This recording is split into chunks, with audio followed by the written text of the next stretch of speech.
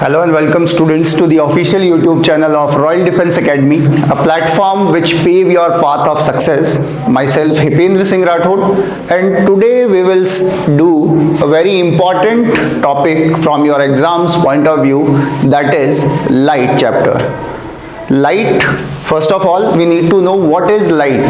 So as we know that light is a form of energy which makes anything visible.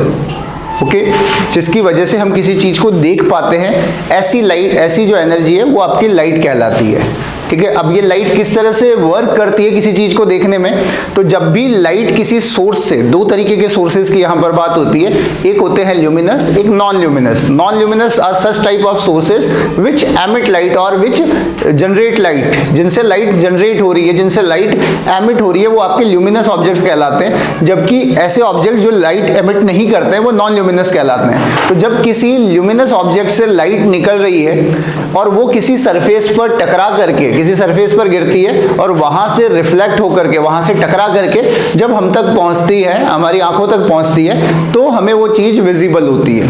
अब light जो है basically जो white light होती है, इसमें 7 कलर्स होते हैं और जिन कलर्स को वो वापस रिफ्लेक्ट कर देता है ऑब्जेक्ट, दैट मीन्स उन जिन कलर्स को वो बाउंस बैक कर देता है, वो ऑब्जेक्ट का कलर हमें उसी तरीके का दिखाई देता है। जैसे अगर किसी ऑब्जेक्ट ने सारे कलर्स जो हैं उनको एब्जॉर्ब करा तो वो हमें ब्लैक दिखाई देगा, और अगर वो सारे कलर्स को रिफ्लेक्ट कर देता है तो वो ऑब्जेक्ट हमें व्हाइट दिखाई देता है। तो बेसिकली लाइट क्या है, एक सोर्स ऑफ एनर्जी है जो किसी चीज को विजिबल बनाता है। ओके, अब हमने यहाँ पर कहा कि लाइट कैसी वेव है। Light basically dual nature show करती है, पार्टिकल नेचर भी और वेव नेचर भी। अभी हम यहाँ पर वेव की बात कर रहे हैं कि जब अगर लाइट वेव है तो किस तरीके की वेव है। हमने साउंड चैप्टर में भी पढ़ा है पीछे कि 2 तरीके की वेव होती है, एक आपकी इलेक्ट्रोमैग्नेटिक और एक वेव हो जाती है आपकी मैकेनिकल वेव। तो लाइट एक इलेक्ट्रोमैग्नेटिक वेव है, मतलब लाइट को ट्रांसमिट होने के लिए मीडियम की रिक्वायरमेंट नहीं होती, जो इलेक्ट्रो और मैग्नेटिक फील्ड्स जो होते हैं उनके थ्रू वो ट्रांसमिट करती है। तो लाइट एक इलेक्ट्रोमैग्नेटिक वेव है। अब हमें ये कैसे प्रूव होता है कि लाइट एक इलेक्ट्रोमैग्नेटिक वेव है? इसका सबसे अच्छा एग्जांपल है सनलाइट। देखिए सन जो है स्पेस में, और स्पेस में हमें पता है कि वहां वैक्यूम है, और वैक्यूम होने के बाद भी वो लाइट हम तक पहुंच रही है। इसका मतलब है कि लाइट को रिफ्लेक्ट जो है ट्रांसफर होने के लिए किसी मीडियम की रिक्वायरमेंट नहीं होती है। तो लाइट कैसी है अगर आपसे पूछा जाए तो इलेक्ट्रोमैग्नेटिक वेव है। फिर डायरेक्शन ऑफ प्रोपोगेशन के बेस पर, मतलब जो वेव का प्रोपोगेशन का डायरेक्शन है और मीडियम के पार्टिकल्स के बीच में जो एंगल बनता है, उसके बेस पर भी हम लाइट जो है वेव को डिफरेंशिएट करते हैं। और इस बेस पर अगर हम बात करें तो लाइट कैसी है, एक ट्रांसवर्स वेव है। ट्रांसवर्स वेव का मतलब क्या होता है कि जो मीडियम के पार्टिकल्स हैं वो वेव के डायरेक्शन के परपेंडिकुलरली मूव करते हैं। इस वजह से लाइट जो है वो हमें कुछ इस तरीके से मूव करती हुई दिखती है। ये जो है, ये हम जब भी डिनोट करते हैं तो इस तरीके के नेचर में जो है हम डिनोट करते हैं। दैट मीन्स ये डायरेक्शन ऑफ प्रोपोगेशन है और पार्टिकल्स का मूवमेंट ऊपर नीचे हो रहा है, परपेंडिकुलरली हो रहा है to the direction of propagation. अब देखो, हमने कहा कि लाइट जो है किसी चीज को विजिबल बनाती है, किसी चीज को देख पाते हैं हम लाइट की वजह से। तो वो कैसे पॉसिबल है? लाइट जब भी किसी सरफेस पे गिरेगी और वहां से स्ट्राइक होकर के जो व्यूअर है उसकी आंखों तक पहुंचेगी, और ये जो बाउंसिंग बैक का जो फिनोमेना है, लाइट के जो फिनोमेनन है जिसके थ्रू लाइट बाउंस बैक हो रही है, इस फिनोमेनन को कहा जाता है रिफ्लेक्शन ऑफ लाइट। तो what is the reflection of light? The phenomenon of bouncing back of light from a reflecting surface and reaches to the eyes of viewer is called reflection of light. तो reflection कहलाता है ये चीज, bouncing back होना, light का टकरा करके किसी सरफेस से वापस मुड़ जाना, वही कहलाता है रिफ्लेक्शन। अब रिफ्लेक्शन जो है ये बेसिकली किस चीज पर डिपेंड करता है? तो इसके लिए 2 लॉज होते हैं जिन्हें हम लॉज ऑफ रिफ्लेक्शन कहते हैं, उनके बारे में हम पढ़ेंगे। तो लॉज ऑफ रिफ्लेक्शन जानने से पहले जरूरी है कुछ टर्म्स से रिलेटेड, लाइट से रिलेटेड कुछ टर्म्स के बारे में जानना। जैसे कि सबसे पहले हम बात करते हैं इंसिडेंट रे। इंसिडेंट रे वो रे होती है जो किसी सोर्स से लाइट रे निकल रही है और किसी सरफेस पर गिर रही है, किसी सरफेस पर स्ट्राइक कर रही है, उसे हम कह देते हैं इंसिडेंट रे या रे ऑफ इंसिडेंस। ठीक है, तो पहली आपकी इंसिडेंट रे हो जाती है। जैसे यहां हम देखें तो ये इंसिडेंट रे है जो किसी सरफेस से ओरिजिनेट हो रहा है, किसी सोर्स से ओरिजिनेट हो रही है और एक रिफ्लेक्टिंग सरफेस पर गिर रही है। दूसरी होती है है जब लाइट यहाँ टकराएगी, किसी सरफेस पर टकराए और वहां से वापस उसका डायरेक्शन जो है चेंज हो जाता है और वो बाउंस बैक हो जाती है, उसे कहते हैं हम रिफ्लेक्टेड रे या रे ऑफ रिफ्लेक्शन। तो यहाँ से ये जो है रिफ्लेक्टेड रे हो गई है, तो जो बाउंस बैक हुई जो लाइट की रे है उसे हम रिफ्लेक्टेड रे कहते हैं। तीसरी जो टर्म आती है दैट इज नॉर्मल। नॉर्मल क्या है? तो नॉर्मल एक इमेजिनरी लाइन है। मतलब इमेजिनरी लाइन क्यों बोला हमने? क्योंकि एक्चुअल में ये एग्जिस्ट नहीं करती है, वहां पर हमने इसे इमेजिन किया है। तो it is an imaginary line. कहां पर होती है?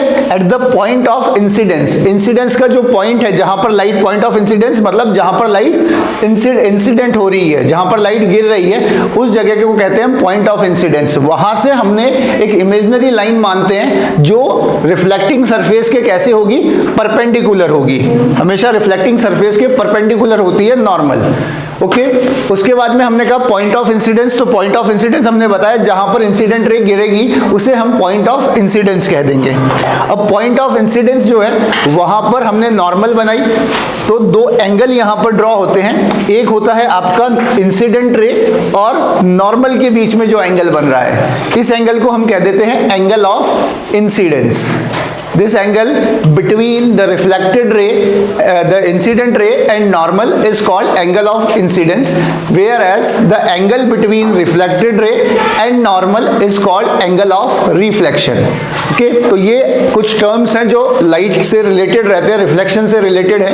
अब इनके बाद हमने कहा कि रिफ्लेक्शन जो है वो दो लॉज के ऊपर डिपेंड करता है। These are called laws of reflection. क्या है ये रिफ्लेक्शन के लॉ?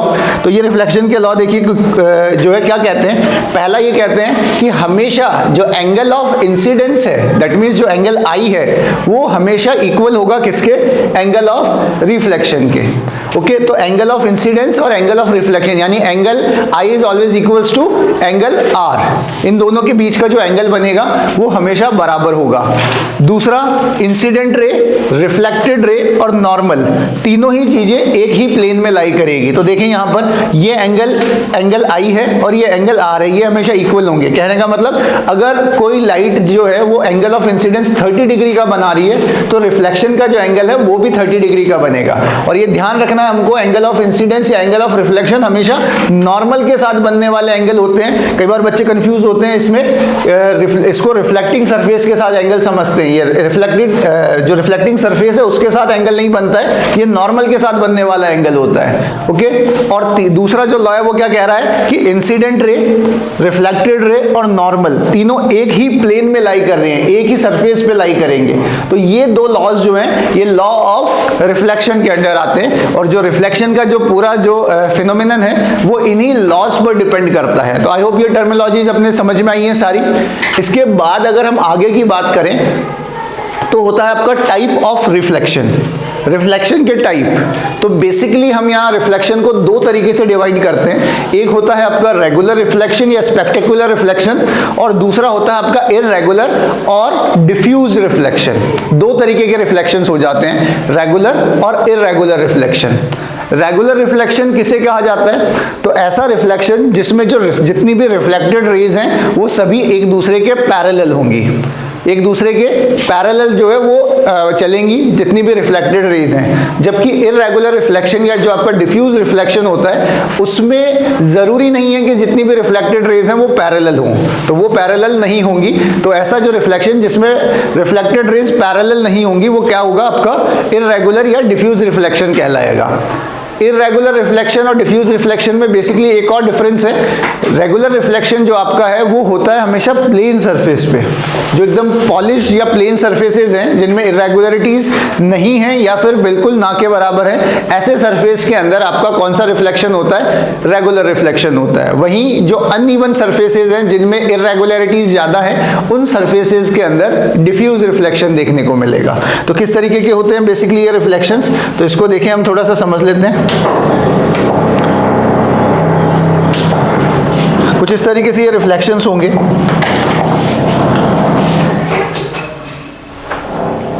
अगर दो सरफेसेस की मैं बात करूं तो एक सरफेस है हमारे पास में कुछ इस तरीके की और दूसरी सरफेस है हमारे पास कुछ इस तरह से है,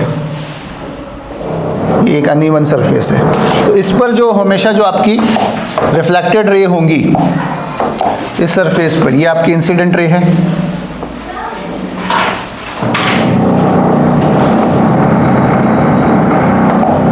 और ये हो गई आपकी रिफ्लेक्टेड रे।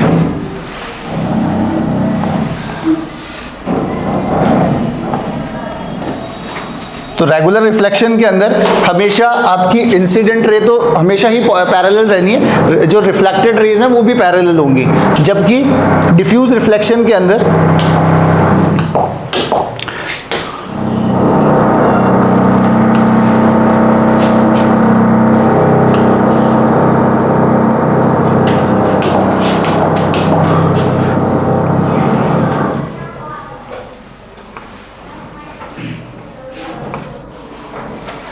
ये पैरेलल नहीं होंगी, ये नॉन पैरेलल होगी। इसका रीज़न क्या है? देखो इसका रीज़न भी है, ऐसा अब क्यों होता है वो भी समझना ज़रूरी है। यहाँ अगर आप देख रहे हो इस जगह पर आपका नॉर्मल जो एकदम ये हो गई पैरेलल है, सब जगह पर परपेंडिकुलर है, तो दोनों एंगल और आई इक्वल बन रहे हैं। लेकिन यहाँ देखोगे हमने क्या कहा था, जो रिफ्लेक्टिंग सरफेस होता है उसके परपेंडिकुलर होती है नॉर्मल। तो इस जगह के लिए अगर मैं रिफ्लेक्टिंग सरफेस देखूँ तो ये बन गया, ठीक है। इस जगह के लिए देखूंगा तो कुछ इस तरीके से बनेगा, तो इन दोनों का एंगल और आई इक्वल होना चाहिए।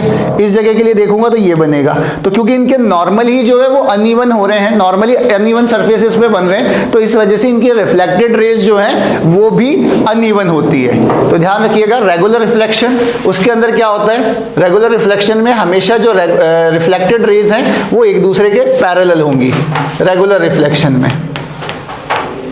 इररेगुलर जो रिफ्लेक्शन होगा या डिफ्यूज जो रिफ्लेक्शन होगा उसमें जो रेज होंगी रिफ्लेक्टेड रेज वो एक दूसरे के पैरेलल नहीं होगी। रेगुलर रिफ्लेक्शन हमने जैसे कहा कि किसके ऊपर होता है, जो प्लेन सरफेसेस होते हैं, स्मूथ पॉलिश सरफेसेस होंगे उनमें रेगुलर रिफ्लेक्शन होगा, और जो अनइवन सरफेसेस होंगे जिनमें इररेगुलरिटीज होंगी उनमें डिफ्यूज रिफ्लेक्शन होगा। ये जो आपका रेगुलर रिफ्लेक्शन है ये बेसिकली रिस्पॉन्सिबल होता है किसी भी चीज़ की इमेज फॉर्मेशन के लिए। जैसे आप पानी में अपना रिफ्लेक्शन देखते हो या मिरर में अपना रिफ्लेक्शन देखते हो तो वो किस वजह से देख पा रहे हो, रेगुलर रिफ्लेक्शन की वजह से।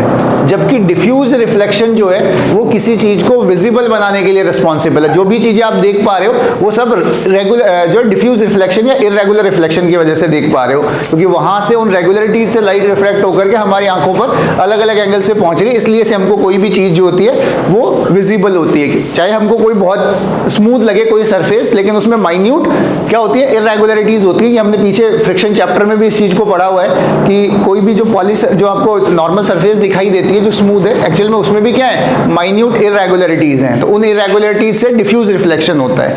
तो ये दो तरीके के रिफ्लेक्शन हमको यहाँ पर दिखाई देते हैं, रेगुलर और इररेगुलर रिफ्लेक्शन। आई होप समझ में आया होगा आपको रेगुलर और इररेगुलर रिफ्लेक्शन क्या होता है, उसके बारे में हमने बात की। ओके, अब इसके बाद में अगर हम बात करें, अगली जो चीज आती है इस चैप्टर के अंदर रेगुलर रिफ्लेक्शन और इररेगुलर रिफ्लेक्शन के बाद की हम बात करें अगला, तो वो आ जाता है आपका next point, that is mirror.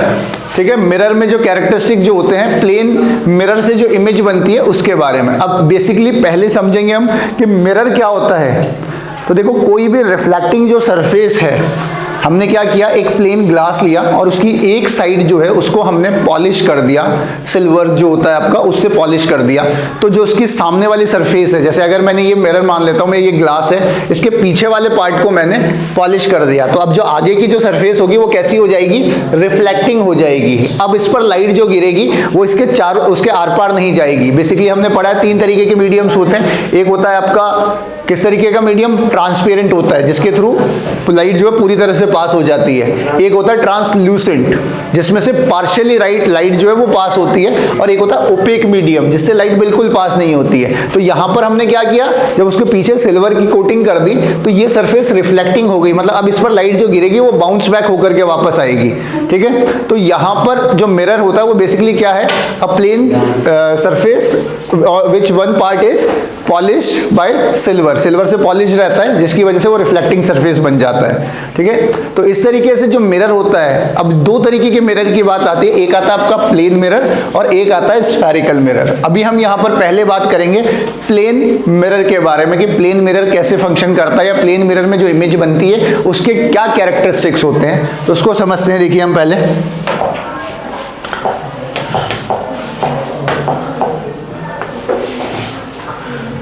Plane mirror जो होता है उसमें इमेज का फॉर्मेशन कैसे होता है उसको समझ लेते हैं।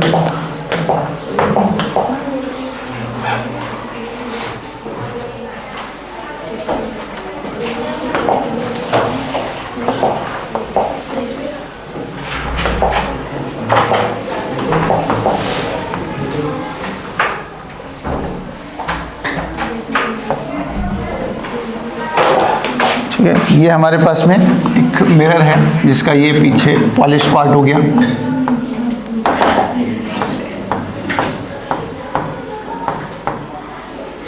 इस तरीके से प्लेन मिरर जो है वो हो गया हमारे पास में। अब ये हमने कोई एक ऑब्जेक्ट मान लिया जो यहाँ पर लाई कर रहा है, इस जगह पर ये ऑब्जेक्ट है जिसको हमने नेमिंग कर दी इसकी ए बी।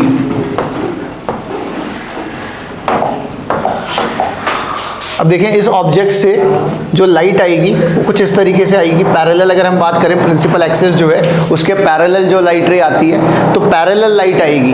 अब ये जो लाइट है आपकी, हमने देखा है कि नॉर्मल से एंगल बनता है, एंगल ऑफ इंसिडेंस और एंगल ऑफ रिफ्लेक्शन। ये रिफ्लेक्टिंग सरफेस इसकी नॉर्मल भी कहाँ होगी, परपेंडिकुलर। तो दैट मीन्स रिफ्लेक्टिंग रे और जो इंसिडेंट रे और नॉर्मल के बीच में जो एंगल बनेगा वो कितना बनेगा, 0 डिग्री। तो अगर एंगल ऑफ इंसिडेंस 0 डिग्री है तो एंगल ऑफ रिफ्लेक्शन भी कितना होगा, 0 डिग्री होगा। तो यानी कि ये जो लाइट है आपकी ये क्या होगी, वापस बाउंस हो जाएगी, इस तरह से वापस बाउंस बैक होगी, इस तरह से ये वापस बाउंस होगी। अब जो ब्रेन है उसके लिए ये इमेज कैसा फॉर्म करेगी, ये इस तरह से फॉर्म करेगी कि ये लाइट कहाँ से आ रही है, यहाँ पीछे से आ रही है, इस तरह से यहाँ से ये पीछे से आती हुई दिखेगी इसको। दूसरा हमने मान लिया कि अब लाइट जो है ये पैरेलली, हमने अब इसको माना कि ये लाइट अब फॉल हो रही है ऑब्लिकली मतलब किसी एंगल के ऊपर। तो जब एंगल पर जो है फॉल हो रही है तो दैट मीन्स ये होगा उसका angle of incidence, this is angle of incidence.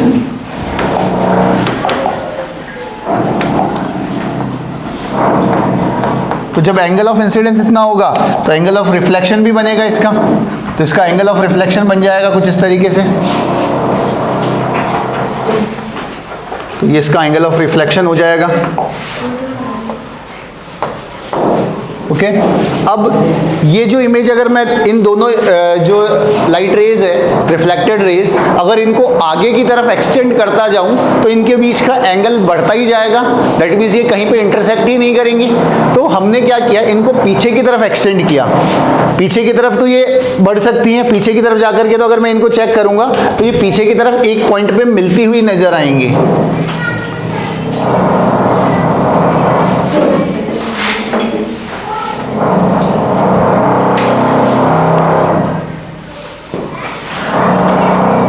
ठीक है, एक पॉइंट पे मिलती हुई नजर आएंगी और उस पॉइंट को हम जो है इन दोनों का इंटरसेक्शन पॉइंट मान लेंगे और वहीं पर हमारी जो इमेज है उसका फॉर्मेशन होगा।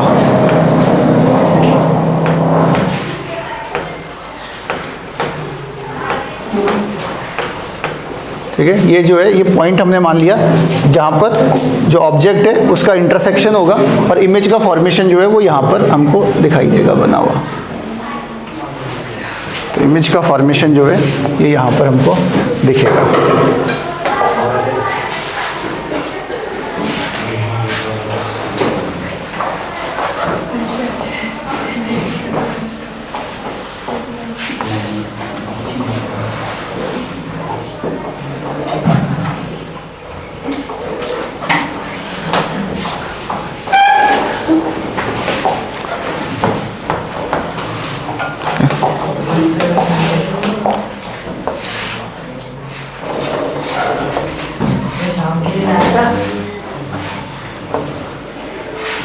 ओके, ये हो जाएगी आपकी इस तरीके से। यहाँ पर ये इमेज बनेगी इसकी ए डैश और बी डैश। ठीक है,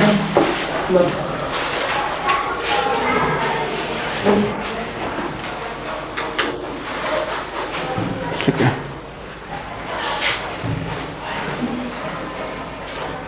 ठीक ठीक है, अब देखो जो इमेज का फॉर्मेशन हुआ है उस इमेज के कुछ कैरेक्टरिस्टिक्स होंगे। क्या कैरेक्टरिस्टिक्स होंगे? एक तो जो इमेज बनेगी, जब भी प्लेन मिरर से रिफ्लेक्शन होगा तब जो इमेज का फॉर्मेशन होगा उसमें क्या होगा? पहला तो होगा कि जो इमेज का साइज होगा वो सेम होगा। आप मिरर में अपना जब जो है अपनी जब शैडो देखते हैं, अपना जो है उसके अंदर जो आपको अपनी इमेज दिखाई देती है, तो वो इमेज क्या होती है? सेम बनती है, सेम हाइट की बनती है। तो हमेशा जो है प्लेन मिरर के अंदर जो इमेज बनती है वो कैसी होगी? सेम साइज की होगी, सेम साइज की इमेज बनेगी। तो इमेज का कैरेक्टरिस्टिक, जब प्लेन मिरर से इमेज फॉर्म होती है तो उसके क्या कैरेक्टरिस्टिक हो जाएंगे? एक तो सेम साइज की होगी, दूसरा इमेज जो है उसमें और आपके जो मिरर है उसके बीच में भी उतना ही डिस्टेंस होगा जितना कि ऑब्जेक्ट और मिरर के बीच में डिस्टेंस है। दैट मीन्स जो ये मिरर और ऑब्जेक्ट है इनके बीच का डिस्टेंस और मिरर और जो इमेज है इनके बीच का डिस्टेंस जो है वो बराबर होगा, इक्वी डिस्टेंट होगी। तो दूसरा कैरेक्टरिस्टिक जो होता है वो क्या होता है? इक्वी डिस्टेंट बनेगी, इक्विडिस्टेंट। इसका एग्जाम्पल आपको देखने को मिल जाता है, अगर किसी ने कभी जो है जो चश्मा वगैरह बनवाने गए होंगे तो आपने देखा होगा, वहां पर वो आपको एक जगह पर एक दीवार पर एक जगह बैठाएगा और आपके पीछे की साइड के अंदर जो है कुछ लेटर्स लिखे रहते हैं और सामने एक मिरर लगा रहता है, एक शीशा लगा रहता है और उस शीशे के अंदर आपको जो है वो रिफ्लेक्शन, वो जो बोर्ड है उस पर लिखा हुआ है वो दिखाता है। अब उसका रीजन क्या है? देखो एक सर्टन जो डिस्टेंस है उससे हमको कोई चीज जो है जब आंख चेक करते हैं तो उससे डिस्टेंस को हम चेक करेंगे कि उतने डिस्टेंस से हमको कैसा दिखाई देता है। सपोज मैंने माना 10 मीटर का जो डिस्टेंस है उतने डिस्टेंस के ऊपर वो चीज मुझे दिखाई देगी, क्लियर या नहीं, इससे हम पता लगाएंगे कि आंख का जो नंबर है, आंख की जो पावर है वो कितनी है। अब मेरे पास 10 मीटर का डिस्टेंस नहीं है, मेरे पास में 5 मीटर का ही डिस्टेंस है, तो मैंने क्या किया? मैंने यहाँ पर जो मेरा 5 मीटर का डिस्टेंस था यहाँ पर मैंने वो जो बोर्ड लगा दिया। अब जब मैं उसको मिरर में देखूंगा, यहाँ पर मैंने एक मिरर लगा दिया, तो अब मैं मिरर में उसको देखूंगा तो 5 मीटर डिस्टेंस तो ये जो एक्चुअल डिस्टेंस है ऑब्जेक्ट और मिरर के बीच में, और अंदर उसका जो इमेज बनेगी वो भी कितनी बनेगी? 5 मीटर अंदर बनेगी, क्योंकि इक्वी डिस्टेंट है। तो इस वजह से अंदर जो टोटल कितना हो जाएगा? 10 मीटर्स हो जाएगा। तो इस तरीके से ध्यान रखिएगा, जो प्लेन मिरर में जो इमेज बनती है उसके कैरेक्टरिस्टिक, पहला कैरेक्टरिस्टिक क्या हो गया? सेम साइज की होगी। दूसरा कैरेक्टरिस्टिक इक्वी डिस्टेंट होगी, मतलब जितना ऑब्जेक्ट और मिरर में डिस्टेंस है उतना ही इमेज और मिरर के बीच में डिस्टेंस होगा। तीसरा कैरेक्टरिस्टिक, जो प्लेन मिरर से बनने वाली इमेज होती है वो हमेशा कैसी हो रही है? वो वर्चुअल इमेज है। वर्चुअल इमेज का मतलब ऐसी इमेज जो कि actual intersection of light rays जो है उनसे नहीं बनी हुई है, एक्चुअल इंटरसेक्शन ऑफ रेज से नहीं बनी है। असल में लाइट रेज जो है वो इंटरसेक्ट नहीं हुई, हमने उनको इमेजिन किया है कि इस पॉइंट पर वो इंटरसेक्ट हो रही हैं। ऐसी रेज जो होती है वो कहलाती है, ऐसी जो इमेज फॉर्म होती है उसे कहते हैं वर्चुअल इमेज। तो ये इमेज जो होगी ये कैसी होगी? वर्चुअल होगी। और कैसी होगी? इरेक्ट होगी। इरेक्ट का मतलब virtual and erect image. Erect मतलब सीधी बनेगी, मतलब जब आप इसमें देख रहे हो तो आपको एज इट इज दिखाई दे रहा है, जहां सर है वहीं पे सर, पैर, ऐसा उल्टा नहीं बन रही इमेज, सीधी इमेज बन रही है एकदम। तो कैसी हो गई? आपकी वर्चुअल और इरेक्ट इमेज बनेगी। चौथा जो कैरेक्टरिस्टिक होता है प्लेन मिरर से बनने वाली इमेज का, कि इमेज जो होगी वो कैसी होगी? लेटरली इन्वर्टेड होगी। Laterally inverted. लेटरली इन्वर्टेड का मतलब क्या हो गया? कि जब आप मिरर में देखोगे तो आपको उल्टा दिखाई देगा। दैट मीन्स अगर आपने मिरर में देख करके अपना लेफ्ट हैंड रेज किया तो उसमें मिरर में जो इमेज बन रही है उसका राइट हैंड रेज होगा।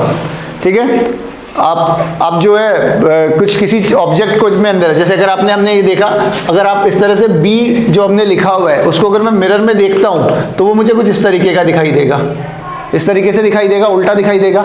ठीक है, इसे कहते हैं लेटरल इन्वर्जन। ठीक है, by the process by which object right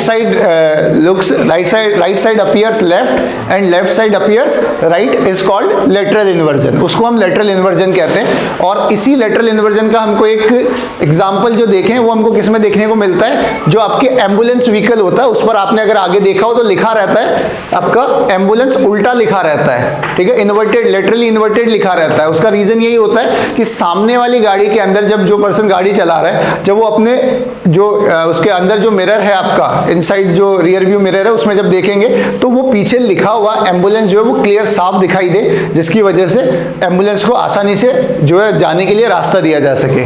तो ये लेटरल इन्वर्जन का एक एग्जांपल है, ध्यान रखिएगा। तो बेसिक जो कैरेक्टरिस्टिक्स होते हैं जो प्लेन मिरर से इमेज बनती है उसके क्या होते हैं, एक तो इमेज कैसी बनेगी, आपकी इमेज जो होगी वो सेम साइज की बनेगी, यानी जिस साइज का ऑब्जेक्ट है उसी साइज की इमेज बनेगी। दूसरा, सेम डिस्टेंस पर बनेगी, इक्वी डिस्टेंट होगी, यानी कि जितना मिरर और ऑब्जेक्ट के बीच डिस्टेंस था उतना ही इमेज और मिरर के बीच में डिस्टेंस रहेगा। तीसरा, इमेज जो होगी वो जो है imaginary intersection of lines, light rays जो है उनके इमेजिनरी इंटरसेक्शन से बनने वाली जो इमेज होगी वो होगी, यानी कि वो लाइट रेज जो है वो एक्चुअल में नहीं मिलेंगी, वो मिलती हुई अपीयर होंगी, तो वर्चुअल इमेज बनेगी और इरेक्ट इमेज बनेगी। साथ ही लास्ट जो पॉइंट रहता है दैट इज लेटरली इन्वर्टेड होगी। लेटरली इन्वर्टेड मतलब right side appears left and vice versa. Okay, इस तरीके के जो फिनोमेना, तो ये कुछ सारे जो आपके कैरेक्टरिस्टिक्स थे जो प्लेन मिरर से बनने वाली इमेज होती है उसके, ठीक है। तो ये कुछ चीजें हमने यहाँ पर की, बाकी इसके अलावा की जो चीजें हैं वो हम नेक्स्ट वीडियो के अंदर करेंगे। Till then bye and have a nice day.